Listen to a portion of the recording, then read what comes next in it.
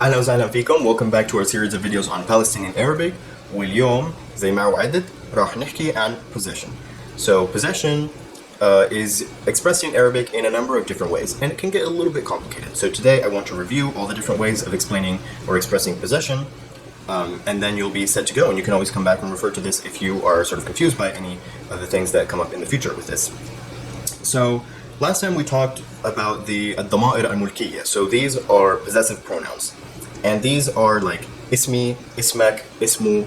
So we talked about those last time. They're just expressed with the suffixes. So that's simple. But what about if I want to say I have, or what if I want to say like this is mine, as opposed to just saying my name, right? Because my name is just like almost like just an adjective. So today we want to talk about all the other ways that you can express possession, in addition to the basic ضمائر الملكية. So I want to divide these into two different categories. So first you have words that are what I would call nominal possession. This just means that it's not verbal, because the second category is verbal possession, which is actually using verbs like I have, you know. Whereas the nominal ones are just ways of expressing possession that are based on, in English they would be like mine or his or hers, you know. Again, we already know the pronouns, but now the most useful word that I really want you to learn out of this is the word taba. Now taba is basically what's used to say mine or his or hers, which is basically separate. It's like defines the subject separate from the subject. So whereas you would say my book with taba, you would say, you know, this book is mine, for example. So here you're kind of separating the subject from the predicate as opposed to being part of the subject itself. Now, how would you actually say that? Well, you have to know that taba, which means it comes from the root to follow. So I guess it's kind of like it follows me or something like that. Really a better translation of this term is belonging. So it belongs to me. And that's how you say mine, his, hers. But you have to know that this word must correspond with gender and number, with whatever it's being associated with. And once you do that, all you have to do is add the suffix. So you do use the suffixes, but they're attached in this case to the word taba, which means, again, something like to follow or belonging to. So if I say tabai, this is how you say mine. If I say tabak, that means yours. Tabau, his. So that goes separately from the subject. And so if I want to say this book is mine, specifically I would say هال كتاب تبعي. So this book is mine. But if the object that is mine is actually feminine, what happens is, as usual, you have tamarbuta. So it becomes taba with tamarbuta. And you know, once you add the suffix, that T actually, the tamarbuta actually becomes activated, and it does sound like a T. Whereas normally if I just said taba, you don't actually hear the T.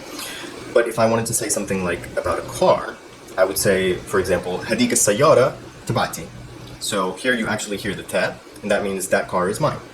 You could say, you know, تبعته, تبعتها, you know, but again, always the T if it's feminine. Also in the plural. In the plural, you have to take taba and you add So this is a common ending for plural things in general, in Ammiya, Fusha, and all that. So here, taba becomes tabaun.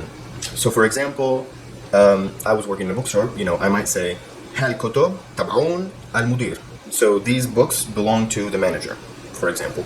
So the examples that I've given thus far, as I said just a bit earlier, feature the subject separate from the predicate of mine, yours, etc., etc. But the word taba can actually be part of the subject itself. I know, I hope this doesn't sound too grammatical or anything, but I think with the examples you'll see the difference. You could also say like السيارة تبعتي جديدة. Now this might seem weird, because here I've said the car that is mine is new. And in English, as in Arabic, it almost seems kind of redundant or, you know, extra. Why wouldn't I just say my car is new? Why would I say the car that is mine is new? I could say سيارتي جديدة. So why would I say السيارة تبعتي جديدة, right? I don't really have a perfect answer for this, but I think that when you use taba, basically it emphasizes, first of all, it just emphasizes the possession. But it also says, like, it also sets apart the thing that is possessed from those things that are not possessed. It doesn't just emphasize, but it kind of discriminates a little bit. So maybe if we were in a parking lot and there was like an old car and you pointed out and you asked me if that was my car, if we were going to my car, I might say, لا لا, السيارة تبعتي جديدة. So the one that's mine is new. So as opposed to that one, you know? it's flexible. I mean, it doesn't have to, you could just say sayarti, but I just wanted to let you know that it is possible technically for the taba to be a part of the subject, which then is separate from the jadida, which is, the predicate, what's defining, what you're describing the subject as. The last thing that I want to say about taba is that there is a variation of this word, which I don't really encourage you to, I just want you to know that it exists, because people do say it, and it's basically the same word but without the ba. So some people say ta'ati, for example. So it's the same thing as tabai, but without the ba. Some people say ta'ati. But I don't really like saying this because I don't really know why. But taba actually has a sort of grammatical origin. I mean, etymological origin because of the root to follow. Ta'ati is fine, and it is used. Maybe taba is clearer and more distinct, maybe to a learner's ears than ta'ati, which might kind of get lost in the mix of words if you're just talking to someone quickly and everything. But anyway, next I want to talk about the second word in the sort of first category of nominal types of possession. And this is the word, or rather the letter basically, lam. Now lam, this word actually straddles both categories, both verbal and nominal possession, because it can be used with both senses. But let's start talking about the nominal. It works similarly to taba in a way, but this one is sort of more specifically about ownership, so it's much more concrete. I don't really use it that much, but again, I want to let you know that it exists. And basically the way that you conjugate it, if you were to say that, is by, again, adding the suffixes. In fact, all of these work by just adding suffixes. So the only thing to note is that whereas in Fusha, you would say like laka or lahu, or I don't even know the diacritics or anything. I guess it's like that. In Ammiya, for some reason, an alif is added before the lam. So the way that sounds is ilak, or ili, or ilu. And those all mean, mine, or yours, or his, or hers. So again, it's basically the same thing as taba. Taba is just kind of more general and more common, I would say. Although I'll give you some examples with la, which definitely are common. So if I said hal beit ilu, that means this house is his. So you see, it's more about like possession and actual like ownership. Hal beit ilu. There's a variant of this one also where some people add another lam before the alif, so that would sound like la ili, la ilak, la ilu, and so on. Both are perfectly fine. One situation that you really use this lam for possession a lot is actually to ask questions. So last time we talked about the question words, and I told you about the word mean, which means who, right? But if I want to ask whose, the way that I actually ask that is just by adding lam before the word mean. So Lamine, Lamine al-Bayt. Whose house is it? Another common use of the word lam is, it's kind of like ownership, I guess, where in English you would use the word by to talk about authorship. In Arabic you use lam. So if I wanted to say the book by Theodore Adorno, I have it in front of me. This would be al-kitab li Adorno. So here this means for / by / maybe in a way the book that he owns, as in because he made it. Just various ways of thinking about it. Of course, it's not like exact. I mean, there's often not really exact translation of these words, or if you did translate it literally, it would just sound weird. But that's how it works in Arabic. So again, lam can be used for ownership, authorship. That's the main stuff. Again, as I mentioned, this word straddles both categories. It can also carry the meaning of to have, which might seem a little bit odd, but it kind of makes sense. If I were to say hypothetically, instead of hal beit ilu, meaning this house is his, if I inverted the order of the words and I said ilu beit, for example, hypothetically this would be ilu, he has beit, a house. So ilu beit, he has a house. I mean, there's other words for to have that I'm going to talk about that are much more general and can be used in many different situations. So I'd rather you learn those, whereas because ilu has kind of a more specific use, I just want you to be aware of it. But I see examples in textbooks like Inha istithmarat bar al-balad or something like that, But again, because it's a little bit more specific in use, I think that your best bet is to use the ones that I'm about to talk about. And these are two. There's two really fundamental words to express verbal possession. So the verb to have, basically. Neither of them are actually verbs, again. The first one is the word ma. Now, ma, you might know, means with.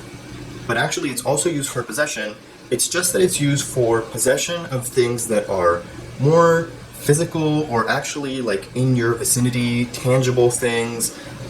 Because again, if you think about it as with, it's kind of like if I said, you know, do you have your homework with you? Now here you actually kind of do use the word with in English. Of course you also say to have, but in Arabic you don't necessarily use, you don't have the word to have. You just say معك مثلا معك مصاري. So this is a very common expression. Do you have money? Or معي مصاري, I have money. Again, you form this using just the suffixes added to معك. So معي, معك, معه, etc. And again, these are things that are basically at your disposal. Like, not only do you own them, but you actually are sort of holding them, or like they're in your sort of general vicinity, as opposed to things that are more abstract or intangible, or, you know, express different types of possession that are maybe not so much possession, but I don't know, just more abstract. And for those things, you use the second word, which is the one that is by far the most commonly used and taught, and this is the word عند. Technically, it's usually translated as at, but of course that's just so you have a sense of the literal translation. But of course, you know, if you really were to translate it into English, like in terms of its meaning, it would be to have. Again, using the suffixes, it's عندي, عنده, عندها, عندهم, etc., etc. And again, this is for things that are more, you know, abstract or general. Because it can be used for almost basically anything, I highly recommend this word for, you know, new learners who are kind of still getting the hang of things, because you can't really go wrong with عند. So some examples are like عندي ثلاث أخوان.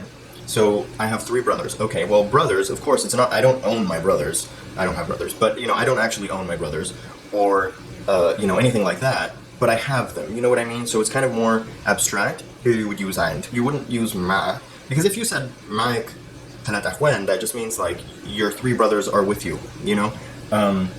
It just means like proximity, as opposed to, you know, like they belong to you. So another example would be عندك مشكلة, or عندي مشكلة. This means I have a problem, or you have a problem. A problem is not something that you own. A problem is not, I guess it belongs to you, but it's sort of more abstract. It's not physical.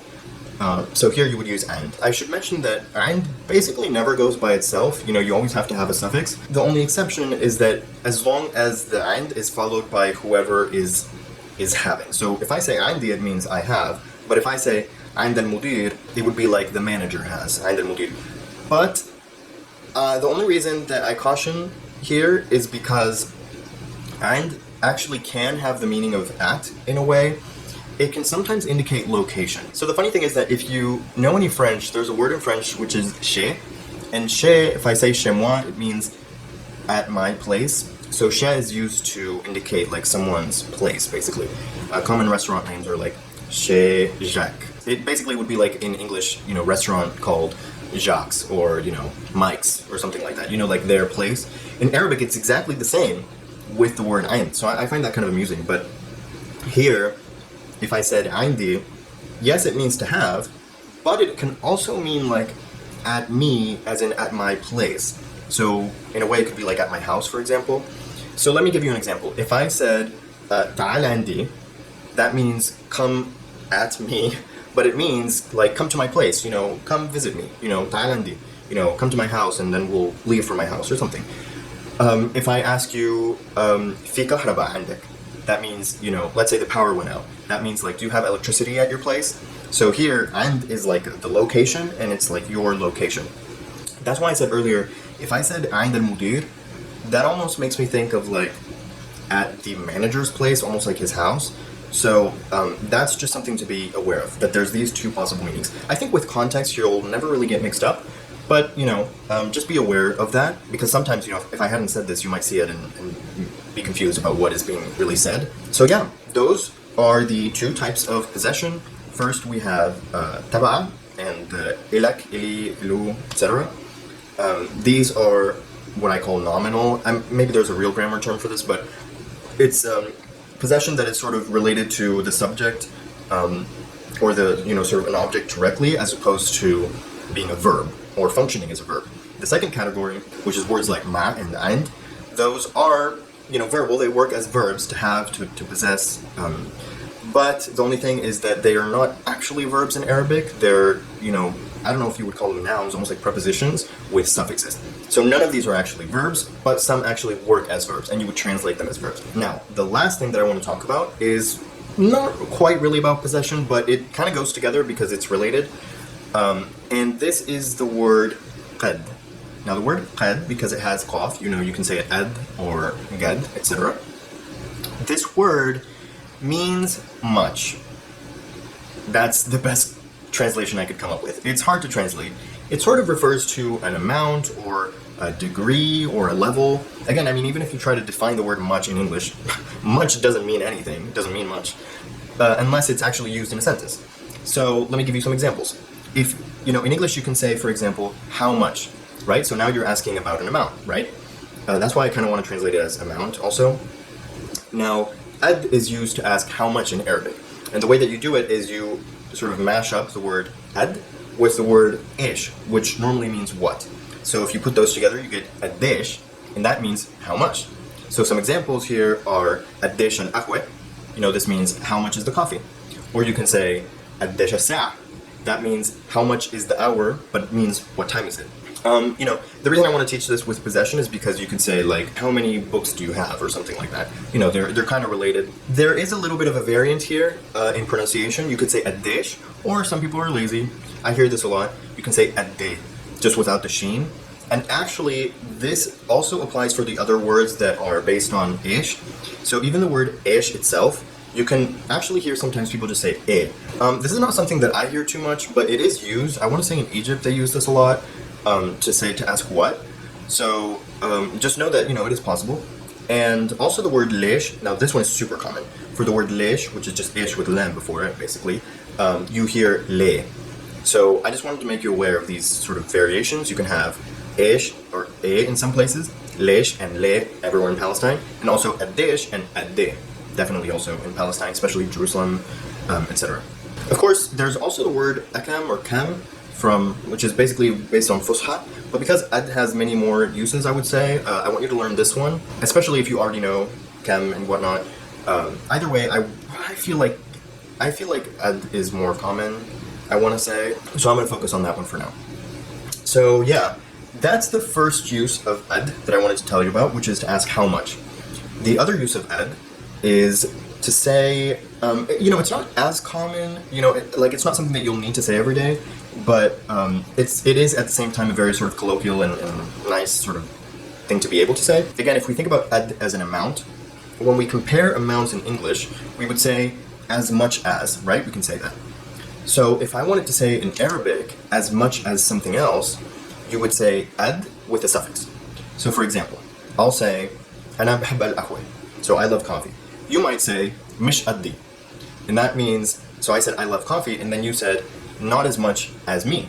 So here, mish is just not, and then ad, much or the amount, and then addi is my amount. So you don't love it to the degree that I do, or the amount that I do. You see, so it's actually, again, it's not something that you'll have to say every day, but it is used, and it is kind of a common sort of basic expression.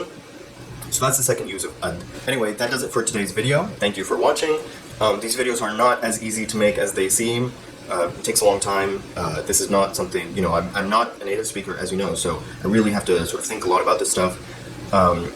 And yeah, any support is appreciated. I mean, if you, subscribe and like, then that way more people can get the video recommended to them. Just do it if you found it useful. If you think that if you would like someone else to be able to discover it, then go ahead and do that. I'm going to make more videos. For now, they're kind of dry, because for now we're just doing really, really fundamental stuff. Sorry for you guys who are more advanced. This might seem very obvious and very easy, but the thing is, I don't want to jump into more fun stuff, and then for those who are confused by some of the things that I say, then not be able to go back and check, like, oh, what did you mean by that? I hope that by establishing these videos as a foundation, when the other videos get kind of more attention, then anyone who is unclear, they can go back to the channel and be like, oh yeah, okay, so he already talked about that, and like, let's see. So that's kind of my philosophy for now. Next video, we're going to start talking about the present tense, and then we'll do like past tense and all those different things. So once we have that whole foundation, we can jump into like, topical things like verbs about coming and going, and verbs, things related to going to the doctor, and all those things that are also really essential. But I want to teach it as part of this like integrated sort of thing, as opposed to these like totally random phrases, which you could just buy this Lonely Planet book and then just memorize them, you know, but that's not really speaking a language, and that's why I want to teach you everything, you know, from the beginning. So I hope you'll stay with me, and I'll see you next time.